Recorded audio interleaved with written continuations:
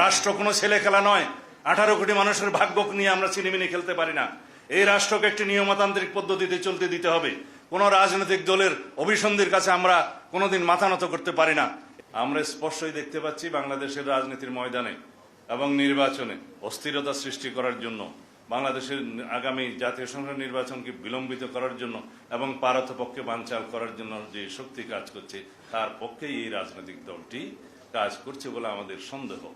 কারণ বাংলাদেশে যদি নির্বাচন বিলম্বিত হয় তাহলে ফেসিবাদের উৎপাত হবে আবার, ফেসিবাদের উৎপত্তি হবে আবার, এবং পতিত ফেসিবাদ সুযোগ পাবে আবার। সুতরাং সেটাকে আমরা চাইতে পারি? অবশ্যই না। বাংলাদেশে যদি নির্বাচন বানচাল হয় তাহলে অগণতান্ত্রিক শক্তির উত্থান হবে অবশ্যম্ভাবীভাবে। সেটা কি আমরা চাই? যদি না চাই, এত রক্তের বিনিময়ে গণতান্ত্রিক অধিকার ফিরে পাওয়ার জন্য আমরা গণ অভ্যুত্থান করেছি, আমাদের সেই অধিকার যেন আমরা বাস্তবায়ন করি। বাংলাদেশের সামনের দিনে যে জন্য আমরা গত 16 বছর আন্দোলন সংগ্রাম করেছি, যে অধিকার ফিরে পাওয়ার জন্য, ভোটের অধিকার ফিরে পাওয়ার জন্য, সেই অধিকার প্রয়োগের জন্য বাংলাদেশের জনগণ আমরা সবাই উন্মুখ হয়ে আছি। এই অধিকার প্রয়োগের মধ্য দিয়েই বাংলাদেশের গণতান্ত্রিক যাত্রা কার্যকরভাবে শুরু করবে।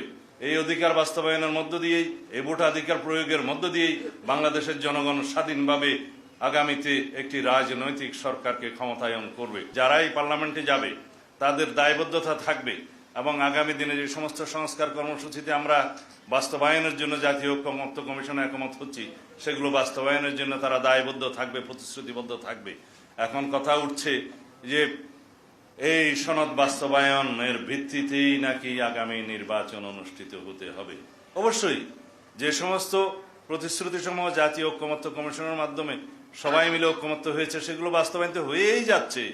শুধুমাত্র সংবিধানের অংশটুকু, যে অংশটুকু বাস্তবায়নের জন্য পরবর্তী পার্লামেন্টের প্রয়োজন এবং সংবিধান সংশোধনের নির্ধারিত প্রক্রিয়া প্রয়োজন, সেই অংশগুলোতে প্রতিশ্রুতি বাস্তবায়নের জন্য পরবর্তী জাতীয় সংসদকেই দায়িত্ব দিতে হবে। এটা হচ্ছে আমাদের বক্তব্য।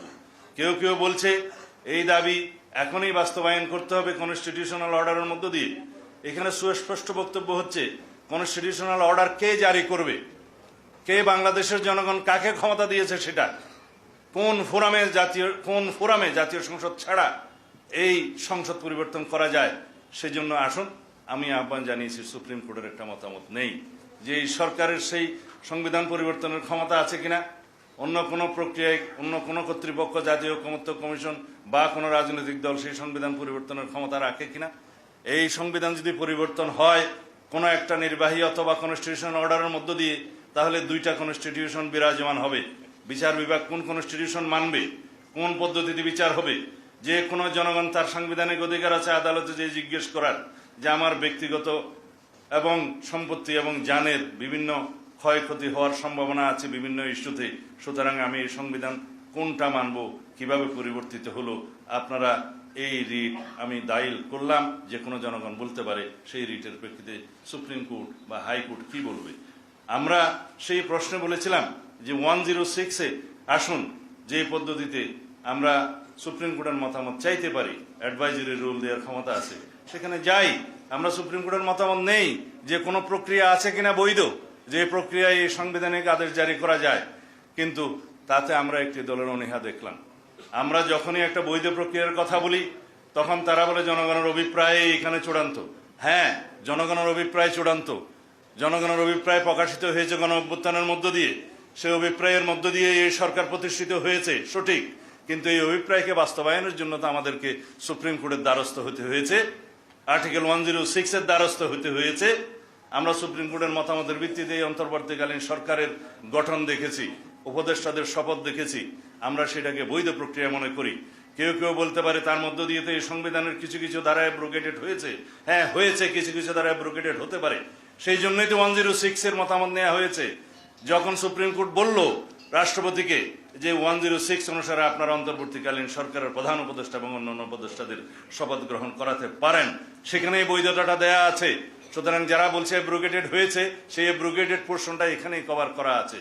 হ্যাঁ, যদি এখনো প্রয়োজন হয়, জাতির প্রয়োজনে, যদি জরুরি প্রয়োজনে সংবিধানের কোনো বিষয়ে ভায়োলেট করার বা এখনই কার্যকর করার প্রয়োজন হতে পারে, সেই বিষয়েও আমরা সুপ্রিম কোর্টের মতামত নিতে পারি।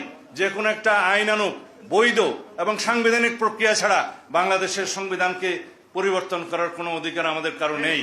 তাহলে পরে এমন একটি পরিস্থিতির নজির সৃষ্টি হবে যে নজিরটা আগামী 2 বছর পরে 5 বছর পরে বারবার কোনো না কোনো দাবির মুখে পড়বে যে এইভাবে এই প্রক্রিয়ায় আবার সংবিধান পরিবর্তন করেন। রাষ্ট্র কোনো ছেলে খেলা নয়। 18 কোটি মানুষের ভাগ্য নিয়ে আমরা চিনিমিনি খেলতে পারি না। এই রাষ্ট্রকে একটি নিয়মতান্ত্রিক পদ্ধতিতে চলতে দিতে হবে। কোনো রাজনৈতিক দলের অভিসন্ধির কাছে আমরা কোনোদিন মাথা নত করতে পারি না। এই জনগণের স্বার্থই চূড়ান্ত, এই জনগণের অভিপ্রায়ই চূড়ান্ত। এই দেশের সার্বভৌম জনগণই হচ্ছে চূড়ান্ত সিদ্ধান্ত দেওয়ার মালিক। আসুন আমরা তাদের কাছে যাই।